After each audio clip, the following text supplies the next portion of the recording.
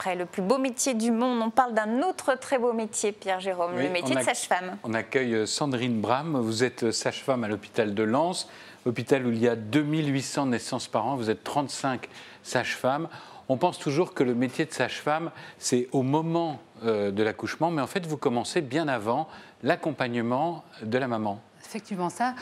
Souvent, on rattache la profession de sage-femme au moment d'articulation de la naissance, mais on peut suivre la grossesse des patientes.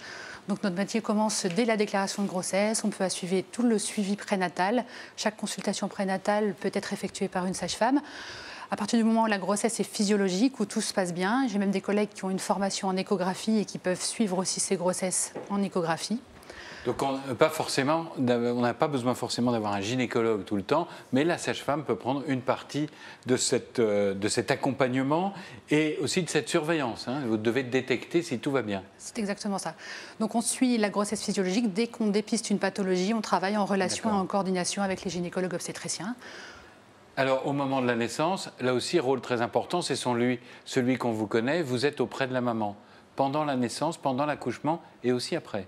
Aussi après, on effectue, donc on accueille la patiente on arrive à la maternité en début de travail.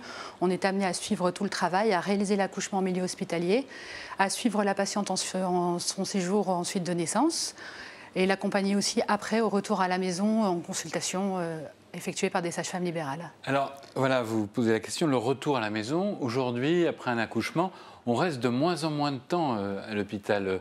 Vous me disiez, c'est combien de temps Jusqu'à 3 jours, le séjour moyen est d'une durée de 3 jours et demi. Ça suffit pour bien accompagner la maman pour ses premières heures clés? Donc on essaye de mettre en place, en fait, on donne les clés aux patients de tout ce de la relation mère-enfant, on surveille la bonne adaptation. Et justement, il y a le relais qui s'articule avec la médecine libérale. Les sages-femmes peuvent avoir un rôle complémentaire de prise en charge qui est bien amené et bien accepté par les patientes puisqu'elles sont en condition à domicile et en fait en condition réelle avec une expérience avec leur bébé. Vous aidez aussi pour tout ce qui est baby blues, ce qu'on appelle... C'est ça. On en parle beaucoup en ce moment aussi. On en parle beaucoup de cette complicité mère-enfant, de l'évolution de cette relation qui fait que plus ou moins certaines patientes sont un peu perdues juste après la naissance, mais avec l'activité des sages-femmes à domicile. Il y en a assez, en fait, parce que l'hôpital, il faut que ça tourne. Et donc après, c'est à domicile. Est-ce qu'il y a assez de sages-femmes? Il y a 12% des sages-femmes qui exercent en activité libérale, qui sont dans le territoire assez dispersés. Donc on peut toujours avoir plus de personnel, mais on travaille en coordination aussi avec les médecins traitants, les gynécologues, les psychologues. Donc tout ça s'articule assez bien dans la région. Alors après, vous les revoyez un peu plus tard, vous revoyez les mamans pour voir si tout s'est bien passé. Donc, en effet, on peut effectuer la consultation postnatale qui se déroule 6 à 8 semaines après l'accouchement et ensuite revoir nos patientes pour le suivi gynéco de prévention en fait, tout au long de leur vie et prescrire une contraception. Alors, on voit que tout ça est très bien organisé chez nous, donc en France, dans la région Nord-Pas-de-Calais. Malheureusement, ça ne se passe pas forcément comme ça dans d'autres pays, notamment en Afrique. Et pour ça, vous aidez.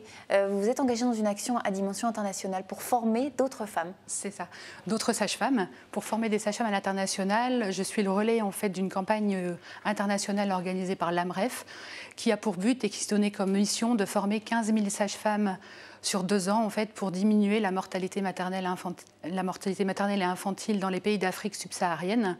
Parce qu'il faut savoir qu'il y a 162 000 morts maternelles par an là-bas. Donc l'objectif en formant ces 15 000 sages-femmes, c'est de diminuer de 25% le taux de mortalité maternelle dans ces pays d'Afrique subsaharienne. C'est un programme très ambitieux. Donc votre rôle ici, c'est pas d'aller former, mais c'est d'abord de récolter des fonds pour que cette ONG, cette organisation non gouvernementale, elle qui s'est spécialisée dans la formation, ait les moyens de fonctionner, c'est ça? C'est ça, je suis un petit maillon de la chaîne, un relais de la campagne au niveau du Nord-Pas-de-Calais. Alors vous avez même fait une page Facebook, vous allez convaincre les jeunes mamans toutes heureuses de faire un don à cette association. Vous avez aussi une page Facebook, Ma Sage-Femme, pour que tout le monde puisse participer. D'accord. La page de Ma Sage-Femme a été créée donc, pour créer du relais. Et si des personnes sont motivées pour nous rejoindre dans des actions, pour récolter des fonds ou mettre en valeur en fait, cette action au niveau de la région, on peut retrouver toutes nos coordonnées sur la page de Ma Sage-Femme. Avec ce slogan, une sage-femme leur a sauvé la vie, pour montrer l'importance de l'action. Oui. parce qu'une sage-femme présente peut... on sait que 90% des morts maternelles dans ces pays seraient évitables avec un accouchement accompagné par un professionnel de santé. Alors ça s'appelle Stand Up for African Mothers, je ne sais pas si je l'ai bien prononcé, mais c'est le nom de cette action que vous poursuivez jusqu'à quand, et c'est le dernier mot? Jusqu'au 30 juin, en fait, dans la région. Merci beaucoup. N'hésitez pas donc à aller sur le réseau social et communautaire pour manifester votre soutien. Merci beaucoup Sandrine Brame, vous le voyez, la page Facebook. C'était la chronique Santé Bonheur.